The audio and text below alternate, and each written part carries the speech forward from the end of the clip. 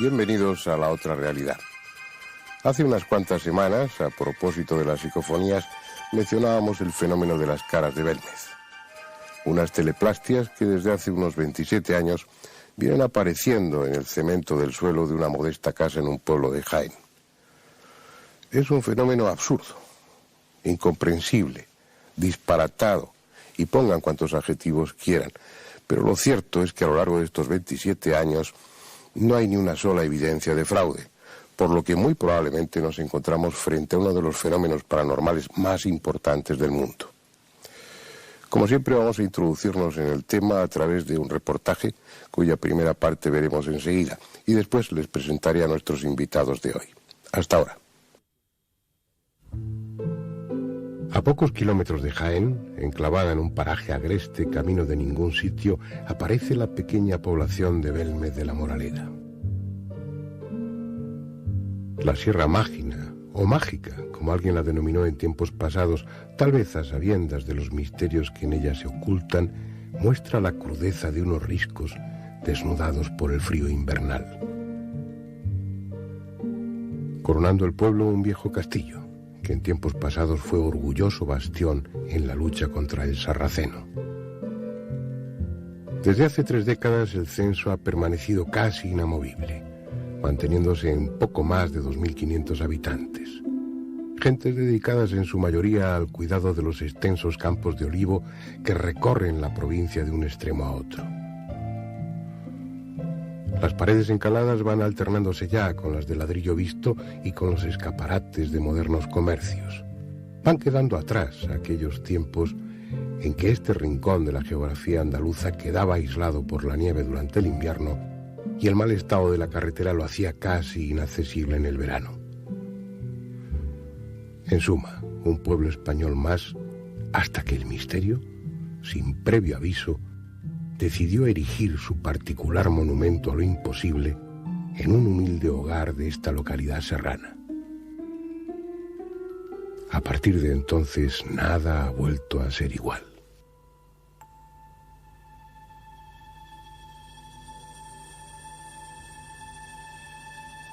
El 23 de agosto de 1971 fue la fecha señalada por el destino para que lo extraordinario viniese a turbar la monótona vida de Belmez. Como cada año en esos días, celebraban las fiestas patronales en honor del Santo Señor de la Vida, y calles e iglesia tenían más trajín que de costumbre. A pocos metros del templo, en el número 5 de la calle Rodríguez Acosta, una mujer permanecía ajena a lo que estaba sucediendo en el exterior. Pero unas decenas de metros más lejos, el misterio caminaba por la solitaria calle Rodríguez Acosta, en busca de una casa concreta y de una mujer, en aquellos momentos solitaria, que sin pretenderlo, se iba a convertir en un puente entre este y el otro mundo. El alborozo del pueblo era solo un murmullo lejano que contrastaba con el ambiente pesimista que reinaba en la casa. María Gómez Cámara, la dueña del inmueble, aguardaba en silencio la llegada de su marido, Juan Pereira. Desde hacía unos días se encontraba postrada en el sofá del salón-cocina enferma de tifus. El viejo fogón de leña permanecía encendido mientras ella, con evidente desgana, removía los pimientos en la sartén. Poco después, al retirar las cenizas de la lumbre, vio algo que le llamó la atención. Primero con desconcierto y luego con progresivo terror fue limpiando la suciedad. No se había equivocado. Allí, en el fondo del fogón, sobre la superficie de cemento, aparecían unos ojos que, como un fantasma petrificado, la miraban con descaro. Sus gritos alertaron a los vecinos que, sabiéndola enferma, acudieron rápidamente a socorrerla. En el interior de la pequeña cocina, María, horrorizada, no podía apartar su vista del fogón. Tras retirar los restos orgánicos y ceniza de la superficie enlucida, un rostro de rasgos similares a las pinturas bizantinas pareció con toda nitidez, indiferente al revuelo que su presencia había provocado. Era desagradable, con una sonrisa entre lasciva y socarrona, a pesar de que en su cara se apreciaban las huellas de algún golpe que hacía sangrar abundantemente su nariz. Días después, tanto por lo repulsivo de aquel rostro como por la molesta expectación de sus vecinos, Diego Pereira, hijo del matrimonio, optó por acabar con el no deseado visitante, picando el suelo y cubriendo el socavón con una nueva lechada de mortero. No sirvió de nada. Al cabo de pocos días, una nueva cara, similar a la anterior, surgía en el cemento. Se iniciaba así la historia de un fenómeno paranormal que para muchos investigadores es el más importante del mundo. La recién bautizada Casa de las Caras se convirtió en el principal tema de conversación del pueblo. Conociendo bien como conocían a la familia, pocos pensaron en una broma. La mayoría dio por cierta la naturaleza extraordinaria del suceso, inclinándose unos por el milagro y otros por la intervención diabólica. Sin embargo, aunque apasionante, el tema no había trascendido aún el ámbito local, pero no por mucho tiempo.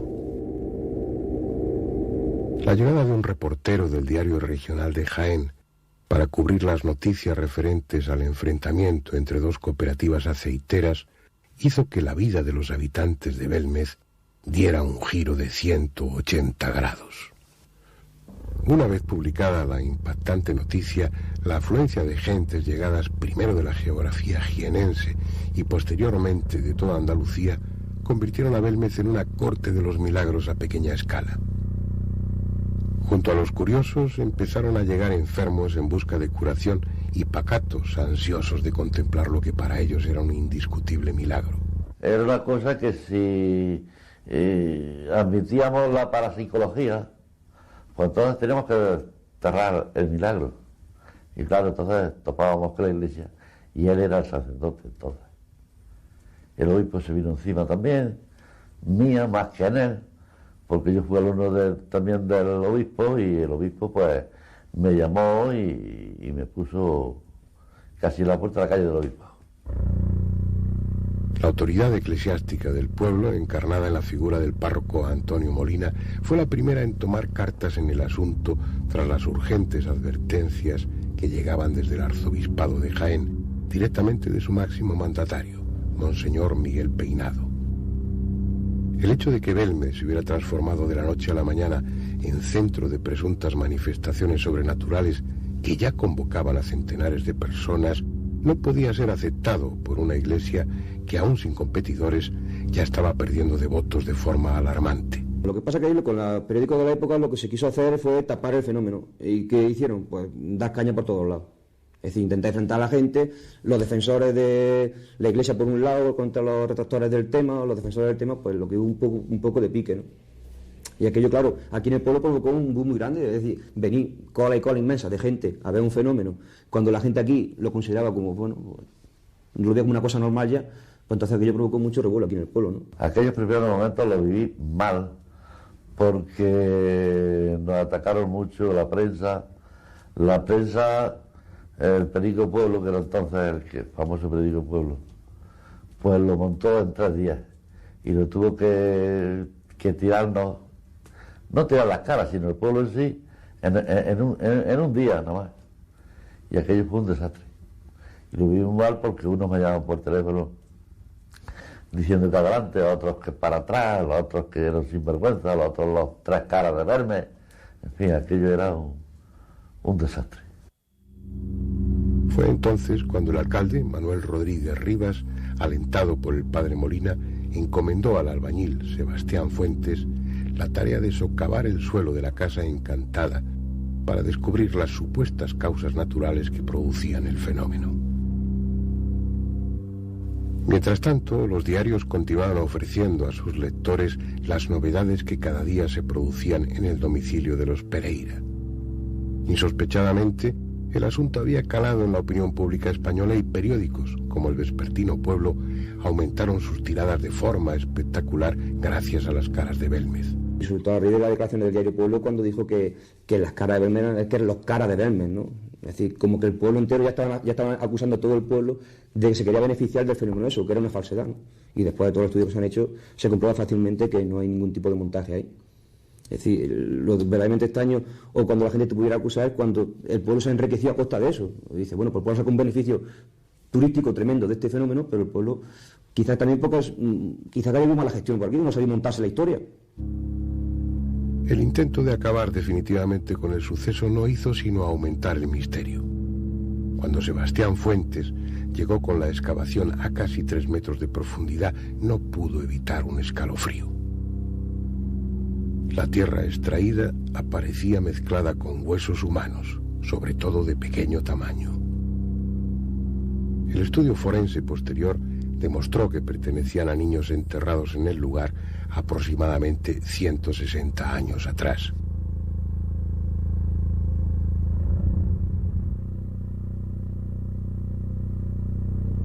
El rumor de que en tiempos pasados hubo un cementerio en el mismo lugar donde parte del barrio estaba edificado quedó así plenamente confirmado.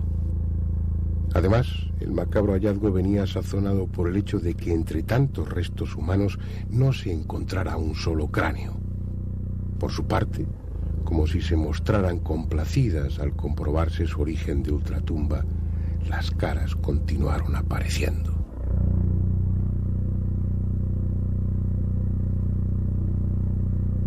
Ante la avalancha de personas, el pueblo se dividió en 2 bandos. Los que querían acabar de una vez por todas con el incómodo asunto y los que veían en el tema de las caras una promoción gratuita y económicamente beneficiosa para todos. María y su familia pues, han sido unos trabajadores del campo, han sido ganaderos y agrícolas, siempre se han dedicado a vivir de su trabajo, como he comentado antes, nunca se han aprovechado del fenómeno de las caras.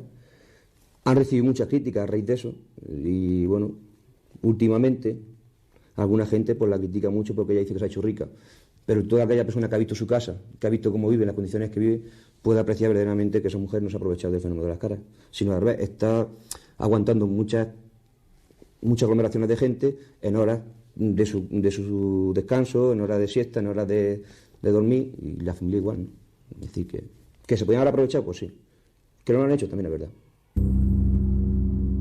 Paralelamente al debate popular, las autoridades y las fuerzas vivas de la comarca comenzaron a mover hilos para desmantelar un suceso que calificaban de vergonzoso. El gobernador civil de Jaén, José Ruiz de Gordoa, hizo llamar al célebre filósofo y parapsicólogo Germán de Argumosa. La opinión de un especialista de talla internacional como él, en contra de la paranormalidad de los hechos, habría acabado con la expectación y de paso con el hecho en sí. Pero eso fue algo que no llegó a ocurrir. En febrero de 1972, el parapsicólogo cántabro acudió a Belmez dispuesto a poner en marcha una exhaustiva investigación. Junto a un equipo compuesto por el catedrático de la Universidad Autónoma de Madrid, José de Solas, y 10 alumnos de dicha facultad, registraron en 12 magnetofones diferentes la intrusión de voces de procedencia desconocida, que en el momento de la grabación no fueron audibles para los presentes. Eran psicofonías, probablemente las más lúgubres que se han obtenido en España. Frases como "el infierno empieza aquí" o "yo sigo enterrada" dieron la vuelta al país en las portadas del desaparecido diario Pueblo, en el que con grandes alardes titulares no se dudaba en afirmar que las caras hablaban. Pues salían cosas que salían en la psicofonía. Yo lo oí una vez, pero yo ya me daba miedo y yo ya no quise sentirlas más. Decía, socorro, sácame de aquí, un niño llorando, yo no quiero estar aquí, sácame de aquí. Y yo ya no, me da luego miedo de quedarme sola y acordarme de aquello. Y yo ya no quise sentir más. Por si el carácter presuntamente ultraterreno de las voces no fuera suficiente, se añadía la morbosa circunstancia de que palabras y frases parecían reflejar un ambiente del pasado en el que junto a niños predominaban prostitutas y borrachos. Indagaciones posteriores sacaron a la luz la supuesta función de la casa a principios de siglo, ni más ni menos que un prostíbulo.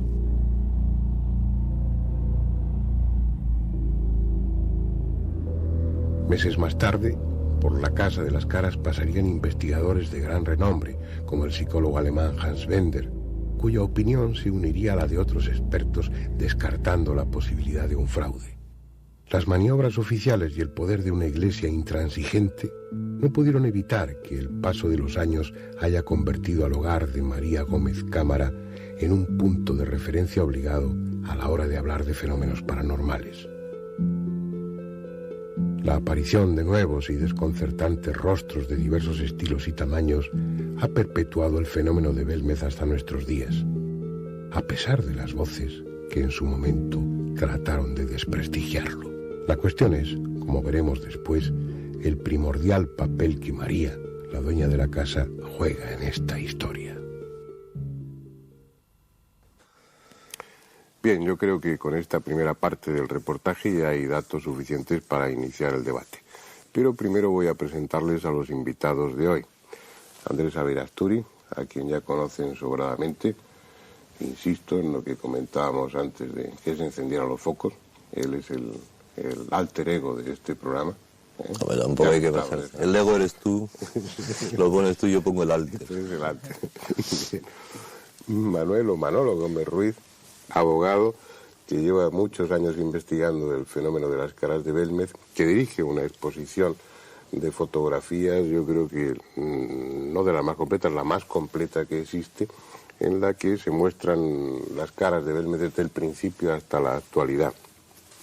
Lorenzo Fernández, director adjunto de la revista Enigmas, periodista, y que por razones de vecindad, porque sus orígenes están en Jaén, pues supongo que el tema lo conoce muy bien, pero ya ha escrito varios artículos sobre las caras de Belmez y está claro que es un tema que domina, ¿no? Yo siempre lo digo, vamos, soy jienense de nacimiento, madrileño de adopción, yo creo que como casi todo el mundo que vive en Madrid, y la verdad es que me ha tocado desde muy pequeño ver ese fenómeno, cómo ha ido evolucionando y cómo quizás ha ido involucionando en este tiempo.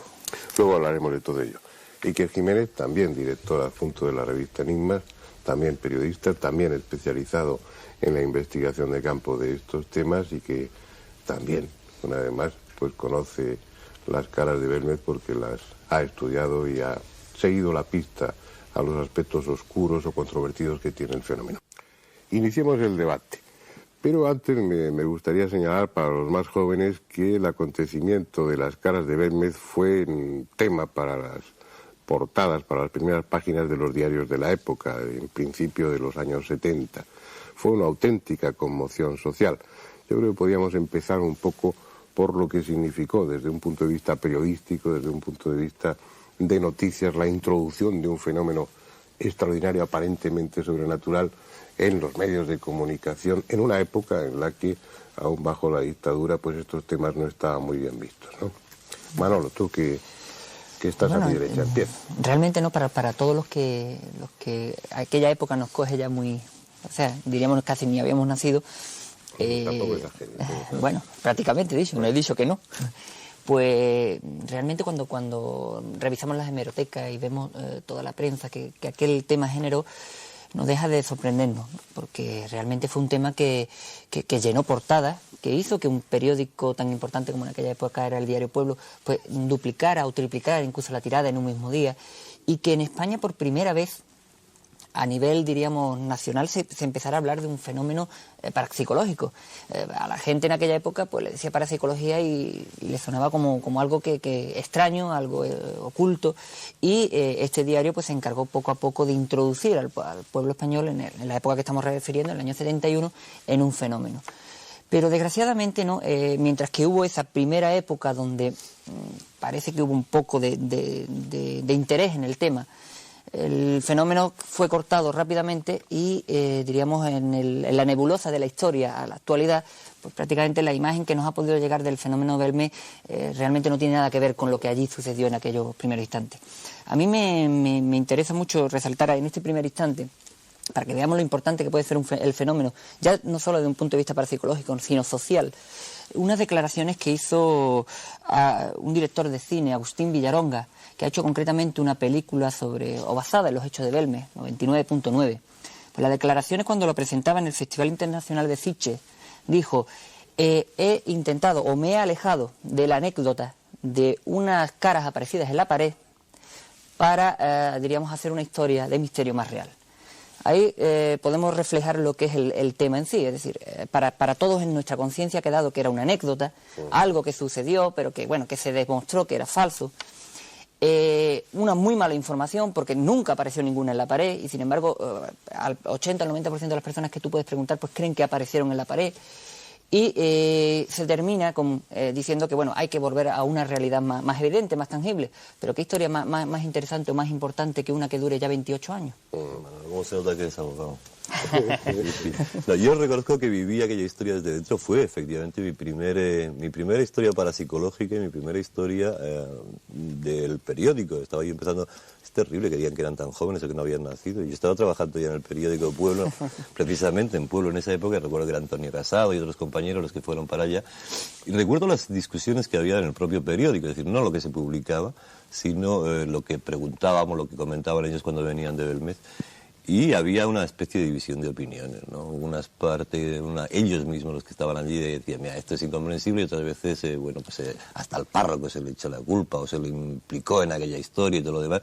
Pero efectivamente yo no sé si luego hubo carpetazo oficial o no hubo carpetazo oficial. Yo no sé si la 7, que era la planta de la dirección, dijo hasta aquí hemos llegado con Belmez porque alguien se lo dijo, o es que realmente aquello se desvaneció. Y esa es mi duda ahora mismo. Bueno, eso está prácticamente comprobado. El carpetazo fue rotundo. Hay que pensar también, lo decía Manolo, el impacto social, ¿no? Yo tengo sana envidia, Andrés, de todos los periodistas que estuvisteis en esa época, ¿no? Porque hay que pensar en un pueblo de la serranía de Jaén, totalmente perdido, como hemos visto en el vídeo, donde casi nunca pasaba nada, y de repente empiezan a llegar oleadas de 10.000 personas al día. 10.000 personas al día peleándose por entrar en una casa donde ocurre el milagro, ¿no? Y al parecer ese milagro desembocó en un montón de historias. Nosotros hemos intentado investigar en estos reportajes de la revista Enigmas en lo que ocurrió al otro lado de las caras, ¿no? La otra cara de las caras. Y intervienen con documentos, con cartas, con fotografías, ciertos elementos del movimiento de la época y la Iglesia, por supuesto, como tú has dicho, ¿no? Hay una especie, digamos, de trama oculta que al final acabó con el fenómeno. Lo acabó Diario Pueblo, porque al darle fama internacional al fenómeno, un buen día, sin que nadie sepa por qué, la portada aparece con el titular "Se acabó el misterio". Y a partir de ahí ha quedado la imagen que decía Manolo. Todo es un fraude, durante años se ha perpetuado que es un fraude, pero realmente nadie supo, o se sabe ahora... Siempre se debatía si eran las caras o los caras de Belmez, que esa fue un poco el gran insulto, injustamente seguro, ¿no? Pero hay sobre una plena certeza a ese nivel del no fraude. Hay una plena seguridad en que el fenómeno es realmente paranormal, porque algo que habrá llamado la atención a los espectadores, pues como a mí también me lo ha llamado, y es la tosquedad, la ingenuidad de alguna de esas caras. Uno se espera que si desde el otro mundo hacen una manifestación de ese tipo, una manifestación pictórica, pues hombre, no te voy a decir que un cuadro de Rembrandt, pero por lo menos sí una corrección en las facciones y en las proporciones de las figuras. Sin embargo, hay como una ingenuidad que a uno de entrada le induce a pensar en bueno, esto es María o alguno de sus hijos el que realmente lo ha... ¿Eso lo habéis sospechado todos al principio? ¿Es la primera duda que habéis despejado o no? Sí, hombre, indudablemente. Yo me acerqué por primera vez a Casa de María en el año 89. Y bueno, como lógicamente cuando vas a realizar un reportaje, pues te informas, lees, miras todo el tema y la primera sensación que te da es que ello no puede ser real, que ahí puede haber alguna cuestión que quizás se haya pasado o que realmente es fraude. Pero cuando te acercas a él y sobre todo cuando realmente tienes la paciencia de investigar, de indagar, de leer, de analizar, te das cuenta que no es tan fácil. O sea, dar una respuesta simplista como que pudiera haber sido como dio el Diario Pueblo en su día, nitrato y cloruro de plata, es una respuesta simplista, o una respuesta quizás dada, como ha comentado Iker, pues porque había que terminar con el fenómeno. Pero realmente hay que decir al público que se han realizado pruebas, se han realizado análisis, y esos análisis pues han descartado, por ejemplo, la utilización del nitrato y el cloruro de plata. Que las facciones son toscas, y eso pudiera dar a entender que a lo mejor pues pudiera haber una fraudulencia.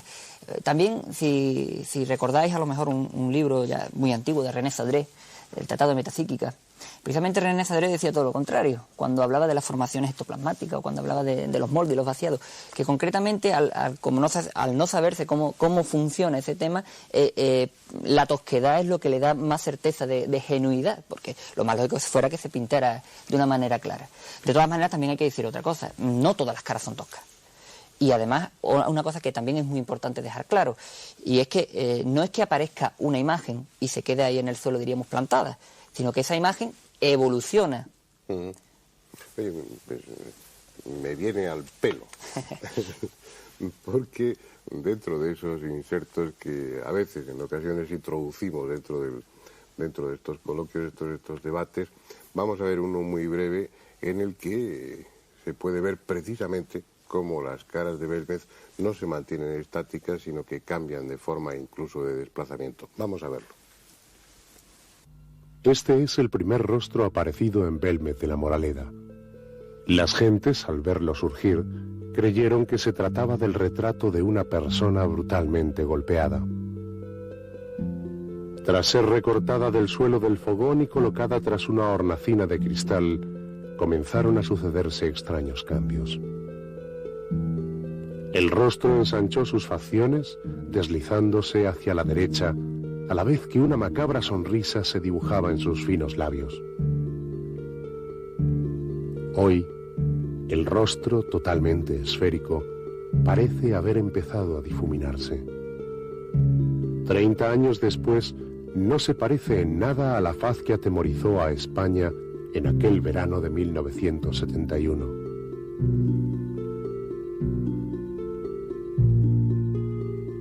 En plena expansión del fenómeno, los reporteros del diario Pueblo descubren otra asombrosa efigie, la de un anciano al que bautizan como el Rabino, que en apenas unas semanas se irá afilando hasta deformarse por completo. Junto a ella, a su derecha, aparece otro rostro amenazador, con los rasgos apenas esbozados. Otra de las formaciones que experimentaron cambios fue el Pelao. Hoy permanece recortada en la cocina de los Pereira, sin las letras que durante unas jornadas de 1975 le hicieron ser foco de todas las atenciones. En uno de los brazos de esta figura apareció repentinamente, y se mantuvo por unos días, la palabra Sun Tzu, y en el pecho el número 6739. ¿Qué significaba aquella clave? A finales de la década de los 70 se produce un cambio significativo en la dinámica de las caras. Estas comienzan a peregrinar por otros lugares de la casa, abandonando la vieja habitación-cocina. Ese fue el caso de una de las figuras más perfectas a la que la voz popular bautizó como Mujer del Ramo. Apareció en apenas horas en otra estancia de los Pereira con una calidad pictórica superior a cualquier otra, cambiando sus formas con rapidez hasta formar el busto de una mujer de mediana edad con rictus de horror. Ante varios testigos, las flores que sujetaba se transformaron en un cáliz perfectamente definido. Una gran copa que, al igual que sus manos, ya convertidas en garras, acabaron disolviéndose en la nada una mañana de invierno. Ha pasado mucho tiempo, pero quienes la vieron juran que ya no la podrán olvidar jamás. Mensajeras de un mundo triste y desgarrador, las efigies de algunas mujeres sembraron los suelos en los últimos años y se han convertido en las últimas supervivientes. El cuerpo desnudo es una de ellas. Comenzó a gestarse impulsado por una fuerza completamente desconocida, modelando un largo cuerpo que exhibía su carne desnuda ante la mirada de cientos de visitantes. Nadie supo de dónde venía ni por qué, ni tampoco qué hacían allí varios rostros y cuerpos de niños que aparecieron durante meses aferrados a sus piernas para volver a sumirse en el oscuro mundo de cemento y no volver nunca.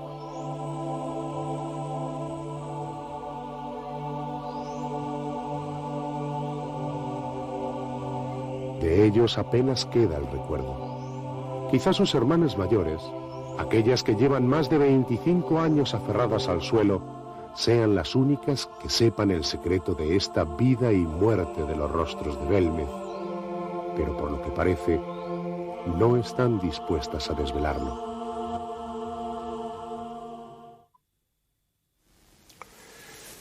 Se ve claramente como algunas de esas caras han modificado su aspecto, como si se hubieran movido o se hubieran desplazado de su emplazamiento, de su lugar original. Bueno.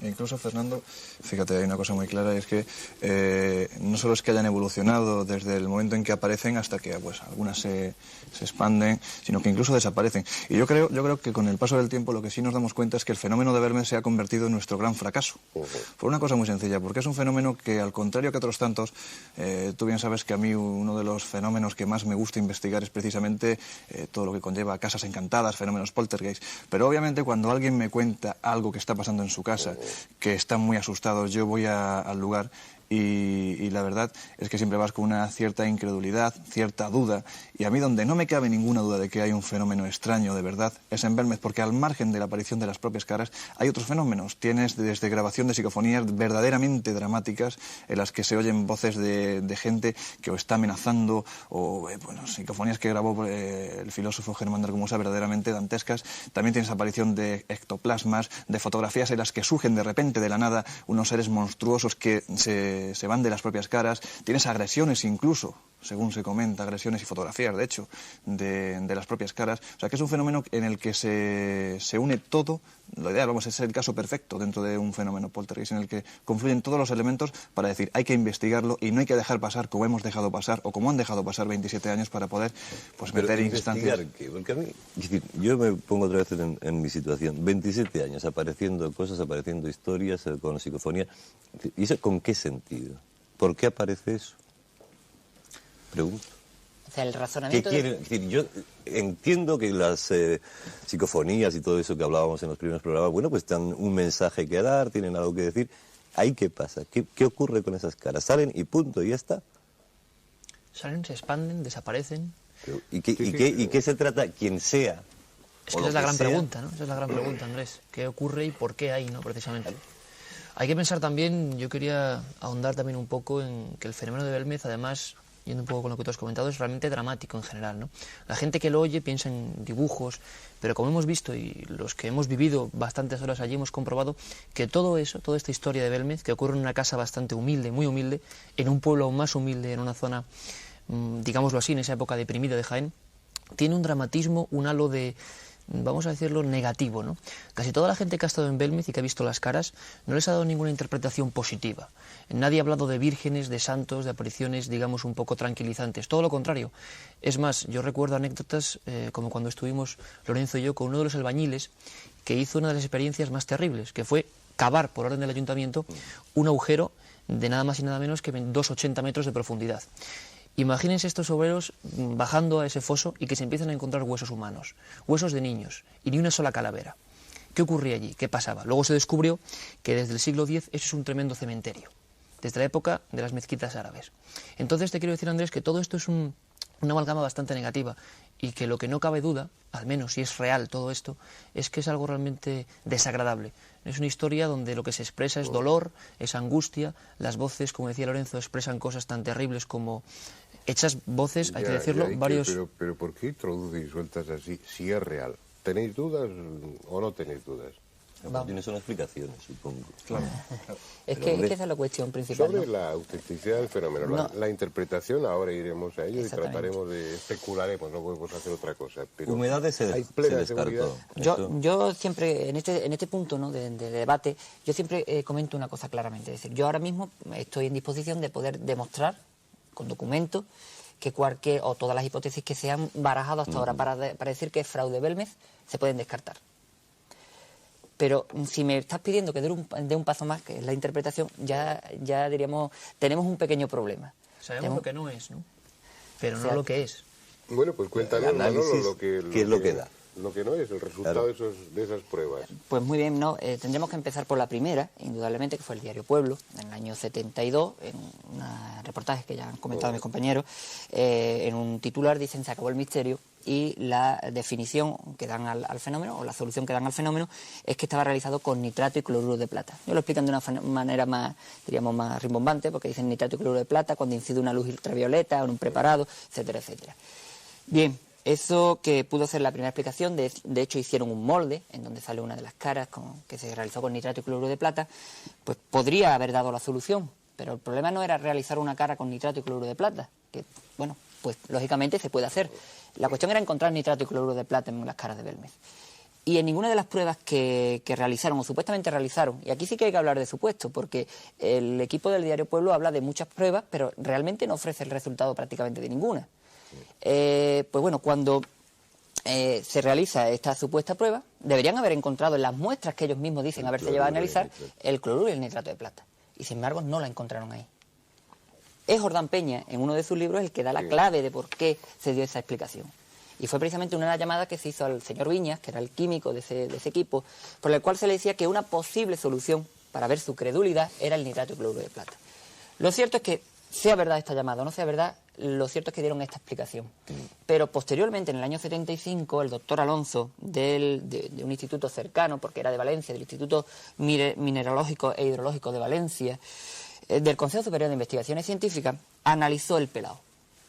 Al analizar el pelao... ¿Qué es el pelao? El pelao es uno de los rostros, diríamos, más famosos que ha surgido en Belmez y que en el año... Y habla como si fuera un primo hermano, que analiza el pelao. Es defecto ya de... bueno, el pelao es una de las caras, diríamos, más famosas que surgió. Le llaman el pelao precisamente por eso, ¿no? Porque te parece que tiene una cara... No, tampoco hace falta insinuaciones más allá de lo no he intentado en ningún momento insinuar. Entonces, analiza el pelao y... Entonces, bueno, se realiza un análisis del pelao y hay, diríamos, tres cosas muy importantes en ese análisis. Lo primero es que se descarta la utilización de nitrato y cloruro de plata. Y lo está haciendo un investigador imparcial. No lo está haciendo nadie que esté involucrado en el fenómeno Belmez. Lo segundo es que encuentra zinc, por lo cual podría entenderse que se están utilizando pinturas con ese componente. Pero el componente es tan pequeño, o sea, la muestra, el zinc es tan pequeño que no podría estar utilizándose tampoco. Por tanto, descartamos una segunda posibilidad que hasta ahora no se había apuntado. El de la pintura. Efectivamente. Este hombre, tras realizar todas las pruebas, pues esto ya diríamos un parecer, como científico, alguna explicación debía dar, y entonces se agarra a lo único que él cree haber encontrado, y que es concretamente un compuesto melanocrato. Materia carbonosa, un compuesto melanocrato, materia carbonosa y sustancia orgánica, hollín y demás, es decir, restos de... Estamos hablando de una antigua cocina. Entonces este buen investigador pues dice, bueno, ya tengo la solución para el pelao. Ojo, que solamente habló del pelao, porque en ningún momento hice extensible a los demás rostros. Aquí lo que ha pasado simple y llanamente es que cuando el cemento se echó en el suelo, pues cuando estaba fraguándose, hubo una mini depresión, con un aumento de humedad y una mayor ascensión solubilidad de ese componente melanocrato, y se produjo la cara. Traduciendo, que una huella de un zapato de un 39 había producido la cara del pelao. Yo recomendaría que pudieran las personas ver esa supuesta huella de un zapato del 39. Realmente el pelao puede ser todo. Además, incluso, pues bueno, miren sus propias suelas. Pero y si hay algún parecido con... un zapato del 39. Pero realmente, bueno, pero primero y si no es una... da igual que sea un zapato o no, pero sí que puede ser una mancha aleatoria. Es decir, uno se queda mirando un papel pintado, se queda mirando este fondo que tenemos, y yo puedo encontrar ahí 14 caras. No, pero allí se ve claramente, o sea, es la definición perfecta de que allí hay una cara. No te voy a decir casi fotografía, más bien sería un negativo, pero se ve perfectamente. Además hay un dato curioso, que cuando se trajo el pelao, se llevó a Valencia para su análisis, es curioso que en el mismo lugar desde donde se arrancó la loseta, en ese mismo lugar se volvió a echar una capa de cemento, y en ese mismo lugar apareció de nuevo la misma imagen que se había traído a Valencia. Cuando se regresó... Lo cual refuerza la teoría de que eso puede ser alguna impregnación que va subiendo por la humedad o por lo que sea, y siempre sube por el mismo sitio. No, el tema es, a mí me parece que eso es importante. De alguna forma se tienen que formar, valga la redundancia. Físicamente las caras, tiene que tener un soporte. Claro, el tema está porque al formarse por razones naturales o no, configuran, definen una cara, un rostro. Pero además del pelo, por ejemplo, si fuera uno solo, Andrés, pues eso, bueno, podría atribuirse a la casualidad, pero hablamos de cuántas caras. Pues, bueno, ayer, por ejemplo, estábamos comentando así por encima, pues datos del tema, ¿no? Pues como has comentado al principio, dirijo una exposición de una agrupación, la Agrupación Parapsicológica de Puerto Real, donde hemos hecho un recorrido por el fenómeno desde el año 71 hasta el año 98. Bien, pues yo comentaba, tampoco tengo los datos porque no me pongo lógicamente a numerar, más o menos, pero yo comentaba que aproximadamente yo he podido manejar para hacer esa exposición pues alrededor de unos 1000 negativos. Y podríamos hablar tranquilamente de aproximadamente, y te digo por bajo, de 80 a 100 caras diferentes. Y de esas 80 a 100 caras, hay muchas de ellas que se modifican. Y que por tanto, si esa modificación la entendemos como distinta, ya no estaríamos hablando de 80 a 100. Hay una foto que a mí me encanta, que precisamente ocurrió muy cerca de lo que se denomina la franja de inestabilidad, que es una figura o un grupo que yo denomino la figura femenina, en donde una de las figuras, que es un feto, un bebé, inicialmente parece un bebé y en las últimas fotografías del año 91, 92, ha cambiado completamente su postura. Y estamos hablando de la misma figura. Sigue siendo bebé. Y sigue siendo un bebé. Pasa que cambia la figura. Cambia completamente su posición. Y además los niños son los más generales en toda la cocina. Y si me permitís, una cosa interesante y que sorprende a la gente que va allí son los cambios de las caras, ¿no? Como ha comentado Fernando antes, ya hemos visto en el inserto. Pero me gustaría ahondar en una cosa, que es que ese dinamismo es lo que hace que no pensemos en pinturas o demás cosas. No son caras permanentes. Uno de los casos más espantosos, igual por llamarlo así, ¿no? Porque es un poco dramático, es una de las caras que además más atención llama a la gente por ser la primera que se conserva. Lleva 27 años mirando desde un lugar de la pared, empotrada. Se picó. Empotrada, perdona, porque se arrancó. Exactamente, se arrancó el cemento. Y se colocó. Además, por orden del alcalde, orden de ayuntamiento, porque iban a investigar si había algún tipo de cuestiones químicas, como decían, o radiactivas. Se pone en la pared con una hornacina, ¿no? Y esa cara, a la que la llaman la pava, la voz popular la llamó la pava, tiene unos bigotes, como hemos visto, un rostro bizantino prácticamente.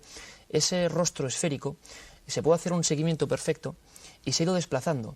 Pero desplazando hacia el lugar, además, donde nació, que es lo más curioso. Ha vuelto hacia el sitio donde se arrancó. Incluso en las últimas fotos no hay prácticamente ojo derecho, se está yendo, un rostro, digamos, serio se ha convertido en una sonrisa bastante cínica, y eso se puede comprobar. A ver qué clase de pintura, a ver qué clase de elementos hacen eso, bajo un cristal, ¿no? Esa la vi en los años 70, y luego habían transcurrido muchos años, hasta hace 1 o 2 años que volví otra vez por ahí.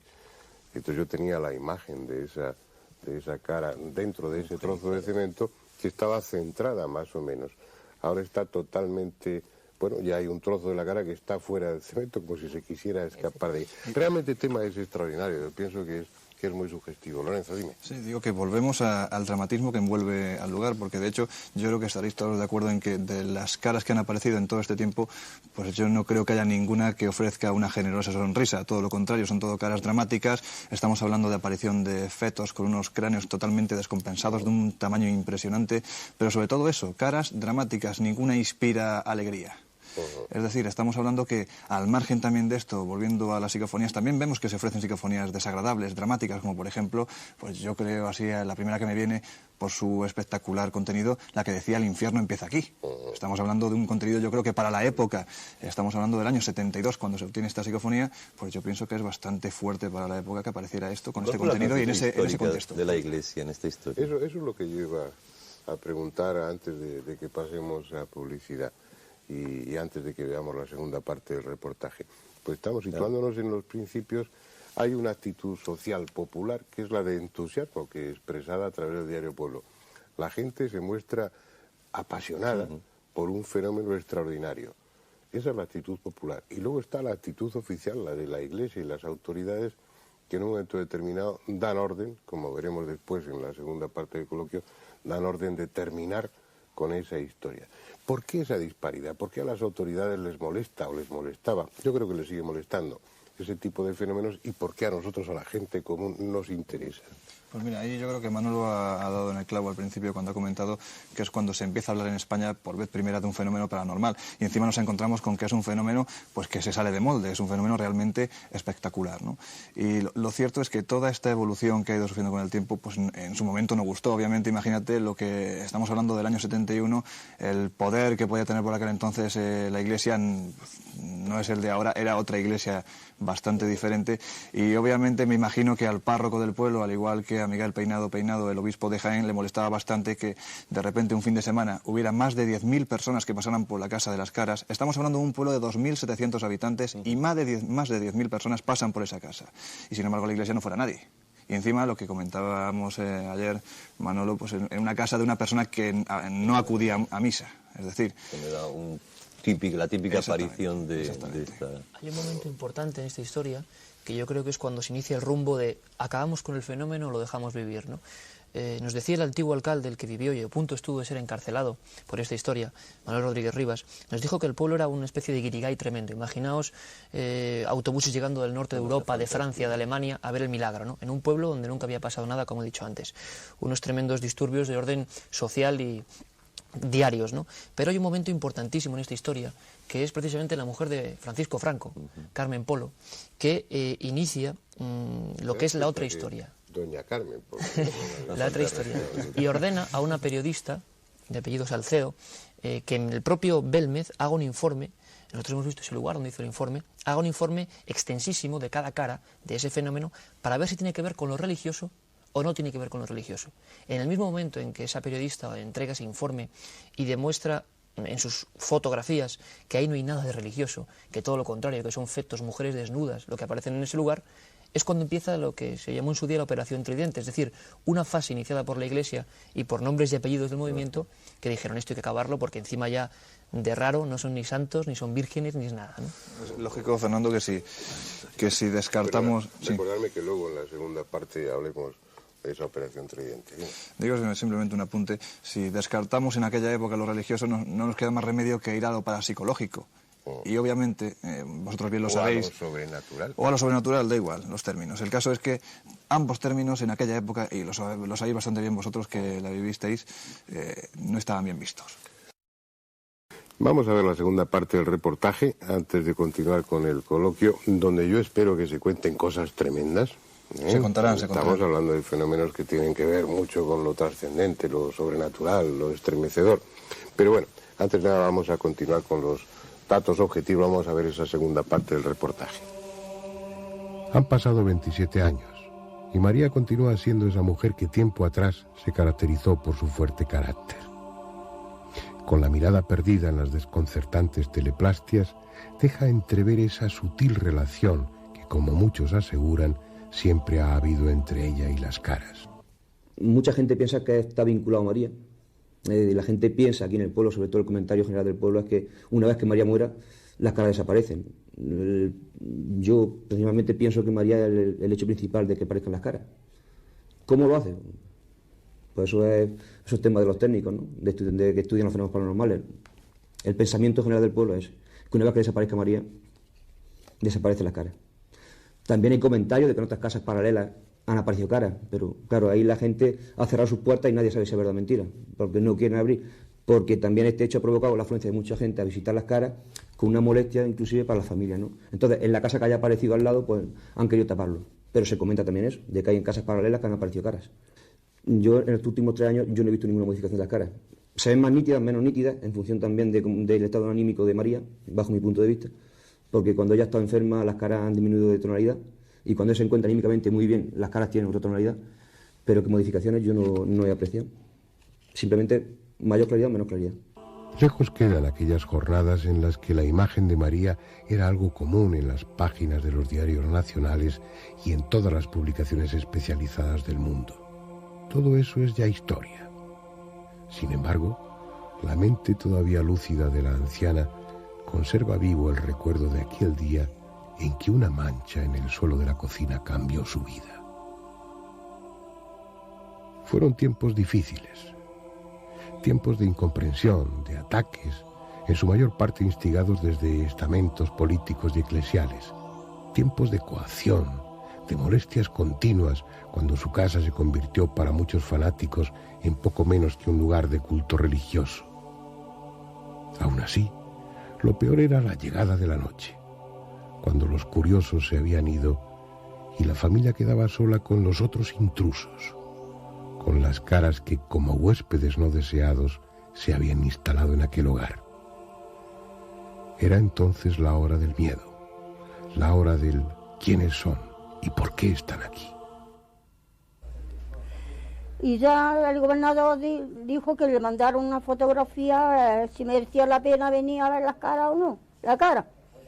Y le mandaron una fotografía de igual que aquella que hay allí.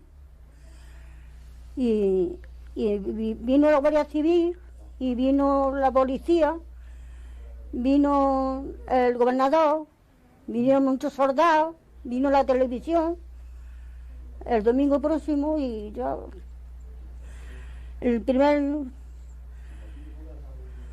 científico que vino fue Algumosa. Luego ya se juntó con Jan Bender y ya venía Jan Bender también con él.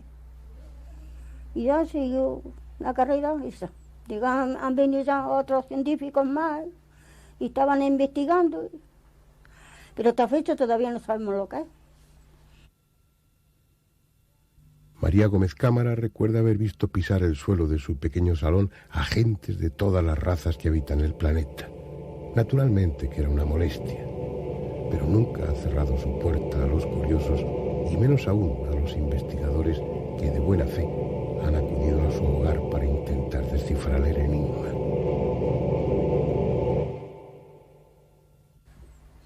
Pues como que ya estoy acostumbrada y ya me echa la cara y ya no me da miedo, ni aunque las pise y todo, no me pasa nada. Bueno, pues yo le digo que digan lo que quieran, que lo saquen. No son tan listos y estudian tanto, que lo saquen. Yo no le cierro la puerta a nadie. Todo el que yo venía a investigar. Muchas fueron las investigaciones llevadas a cabo por diferentes colectivos estatales y privados, cada uno de ellos guiado por diferentes intereses. La primera y posiblemente más rigurosa fue efectuada en el verano de 1973 por el profesor Germán de Argumosa. En el mes de julio de dicho año se personó el notario de la cercana localidad de Huelma, Antonio Palacios Luque, tras ser requerida su presencia por el célebre parapsicólogo.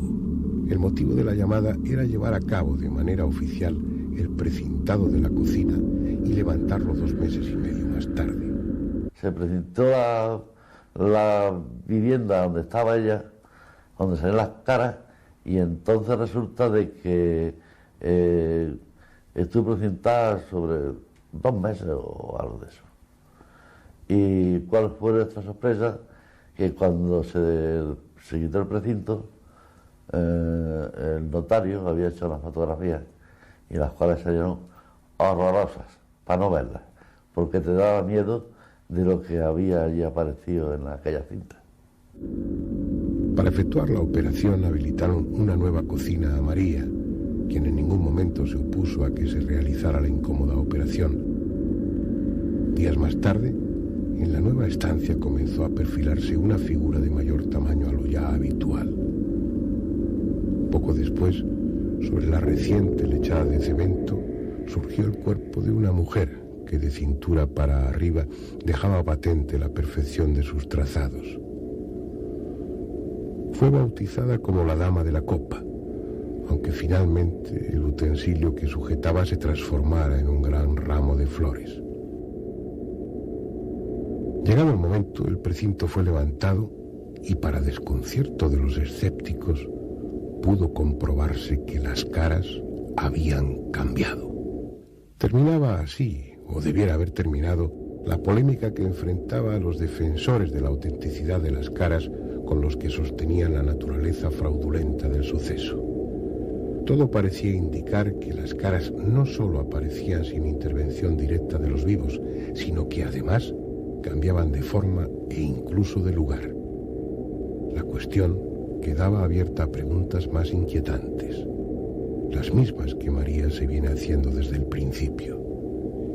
¿Quiénes son y qué quieren?